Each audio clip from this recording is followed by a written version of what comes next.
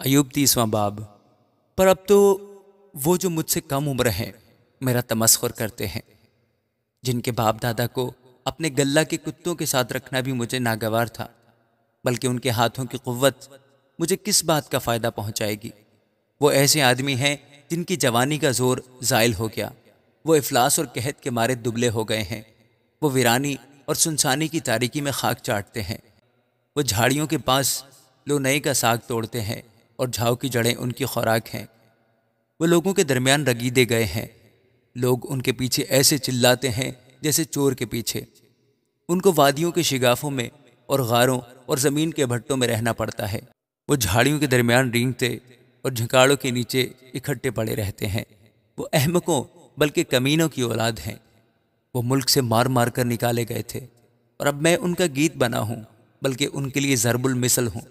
وہ مجھ سے گھن کھاتے، وہ مجھ سے دور کھڑے ہوتے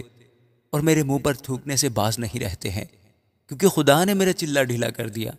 اور مجھ پر آفت بھیجی، اس لیے وہ میرے سامنے بے لگام ہو گئے ہیں، میرے دہنے ہاتھ پر لوگوں کا ہجوم اٹھتا ہے، وہ میرے پاؤں کو ایک طرف سرکا دیتے ہیں اور میرے خلاف اپنی مہلک راہیں نکالتے ہیں، ایسے لوگ بھی جن کا کوئی مددگار نہیں میرے راستوں کو بگاڑتے اور میری مصیبت کو بڑھاتے ہیں، وہ گویا بڑے رخنہ میں سے ہو کر آتے ہیں اور تباہی میں مجھ پر ٹوٹ پڑتے ہیں، دہشت مجھ پر طاری ہو گئی، وہ ہوا کی طرح میری آبرو کو اڑاتی ہے، میری عافیت بادل کی طرح جاتی رہی،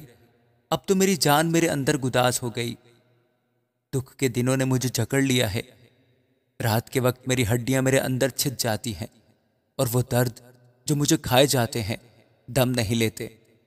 میرے مرض کی شدت سے میری پوشاک بدنما ہو گئی، وہ میرے پیراہن کے گریبان کی طرح مجھ سے لپٹی ہوئی ہے، اس نے مجھے کیچڑ میں دھکیل دیا ہے،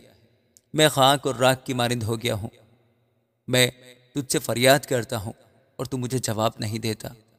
میں کھڑا ہوتا ہوں اور تو مجھے گھورنے لگتا ہے، تو بدل کر مجھ پر بے رحم ہو گیا ہے،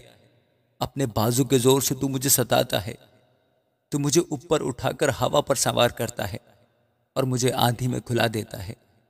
کیونکہ میں جانتا ہوں کہ تو مجھے موت تک پہنچائے گا اور اس گھر تک جو سب زندوں کے لیے مقرر ہے، تو بھی کیا تباہی کے وقت کوئی اپنا ہاتھ نہ بڑھائے گا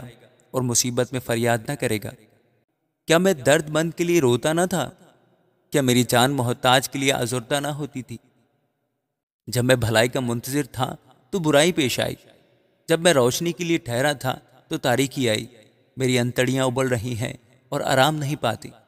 مجھ پر مصیبت کے دن آ پڑے ہیں، میں بغیر دھوپ کے کالا ہو گیا ہوں، میں مجمع میں کھڑا ہو کر مدد کے لیے دہائی دیتا ہوں، میں گیدڑوں کا بھائی اور شتر مرغوں کا ساتھی ہوں، میری کھال کالی ہو کر مجھ پر سے گرتی جاتی ہے اور میری ہڈیاں حرارت سے جل گئیں،